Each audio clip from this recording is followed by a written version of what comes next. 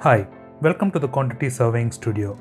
In this video, I will be giving you some tips on how you can draft a contractual letter. This is a method which is made by me and I have found it to be useful in my professional life. There are different ways by which you can draft a letter. This is just a simple method which I have found to be very simple and very easy. So let's move into the video. Now this is the basic structure of a letter. You have the recipient details, the date, reference number, project, subject, the salutation of your letter, the body of the letter, the ending of the letter with the sender details, and finally the CC details. So we will be looking into each point in the coming slides. First we'll look into the date and reference number. Date is obviously the date on which you are preparing this letter and sending the letter. Reference number is a unique number for each letter. It is always advisable to have a unique number for each letter so that you can filter it out easily. Each company has their own formats. A simple format can be the project short form, the recipient company short form, year,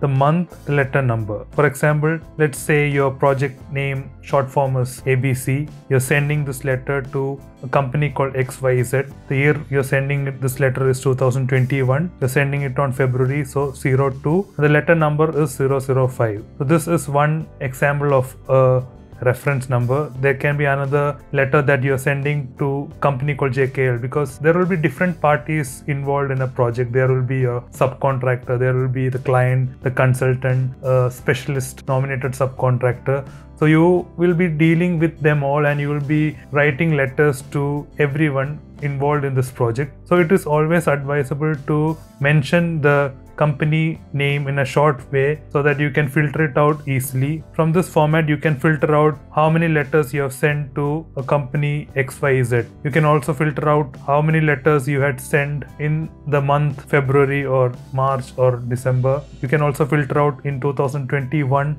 how much letters were sent. There can be some other additions, like if it is a variation, you can just mention a V. So after 005, you can put a slash and mention as V or normal letter or something. Each company will have their own standards. So that is also one way in which a reference number can be prepared. So this is a normal basic format which can be easily used for all the letters. Now we'll have the recipient details. The recipient details is the person to whom you're addressing the letter to. So the basic details that is required is just the name, designation, the company name, and the company address. So you see the example, Mr. James George, project manager, sending it to ABC Private Limited. James George is a project manager of ABC Private Limited. And then PO box. The address need not be the complete address, just a PO box and the city or the country where the company is located. That would be more than enough as company address. So this is the basic structure of the recipient details. Next is the project and the subject. The project means the name of the project. In addition to that, you can also mention a contract number or a project number. Each project will be having some number or a contractual number related to it. So you can just mention the contractual number or the project number with the project name. And the subject is a short description of the letter content. So if you see here, you're putting the project as ABC Towers and contract number is XYZ034. And then the subject is a notice of variation number 22, additional light fixture installation in entrance hall. That is a short description of what this letter is about.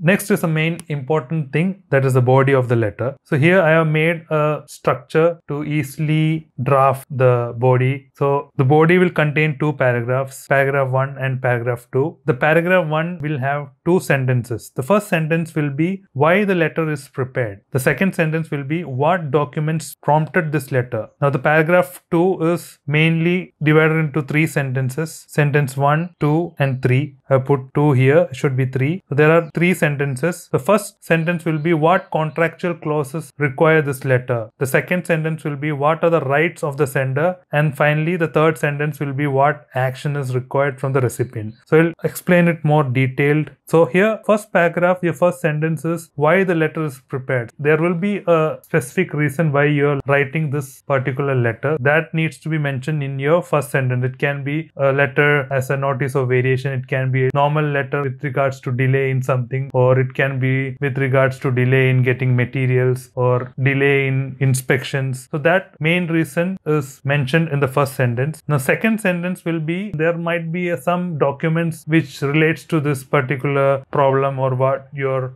writing this letter for. There might be drawings, there might be some inspection request numbers, there might be some material requisition numbers, it might be a reply to one letter. So there will be a document associated with this particular letter which we are writing. So that document needs to be mentioned as the second sentence. Now in the paragraph 2, the first sentence will be a contractual clause required for this letter. So in your contract there will be a requirement, there will be some clause mentioned in your contract which requires this letter to be written. So if it is for variations, there will be a clause mentioning that if you come to know about any circumstances for an additional work, you need to notify it to the client. If you find any delay in testing or any inspections, you should notify within this much time to the client. So all these contractual clauses, the clause number should be mentioned as the first sentence in this second paragraph. The second sentence of this paragraph will be the rights of the sender. So as per this clause, what are your rights? There might be some cost involved in it, there might be some extension of time involved, or that particular implications needs to be mentioned as a second sentence. And finally in the third sentence, what are the actions that is required from the recipient of this letter, what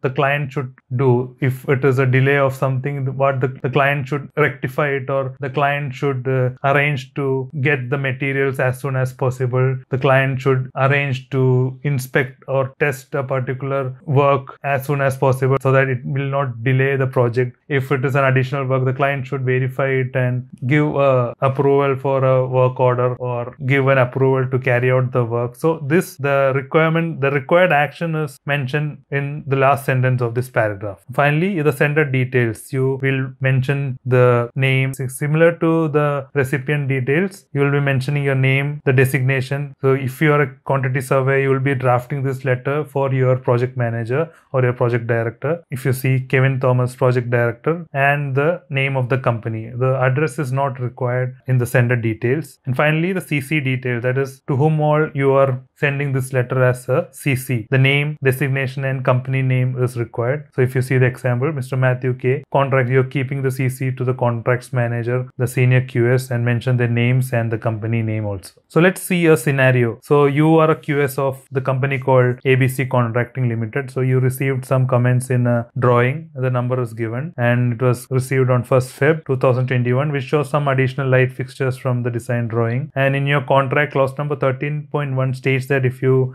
become aware of any additional work, the same needs to be notified to the client within 14 days of circumstances that has led to this additional work. The project name is Super Mega Towers. The contract number is SMT 001 2021. Client is XYZ Group. Your project manager is Thomas Akil. Client project manager is Aditya Chauhan. Client contract manager is Samuel D'Souza. Client MEP manager is Mr. Mahesh Bhatt. So in this scenario, you are going to write a letter. So let's see how you will write this letter. So this is the letter draft. This is a date and the reference number. You're writing it on 10th Feb 2021. The reference number is SMT XYZ 2021 to 24. So this is letter number 24. SMT Super Mega Tower, short form of that. You're writing it to XYZ. The year is 2021. It is on February you're writing, and you're writing it to Mr. Aditya Chauhan, who is the project manager of XYZ Group. He is the client of your project. All these are the recipient details. Here you have the project and subject details. So project is Super Mega Towers. Contract number is mentioned. Subject is variation number 32. Notification is additional light fixture installation in entrance area. So you start with Dear Sir. Your first paragraph, first sentence will be why you are writing this letter. So we are writing this letter to notify about an additional work which is out of our contractual scope. Next is about the document that is associated with this particular letter. So you're mentioning that shop drawing number AL123 MEP which was sent for approval was received by us with comments on 1st Feb 2021 which mentions additional lights to be installed in the entrance area. Now we'll start the second paragraph. The first sentence will be the mentioning the contractual clauses. So with reference to clause number 13.1 in the contract, notice of variation has to be sent once the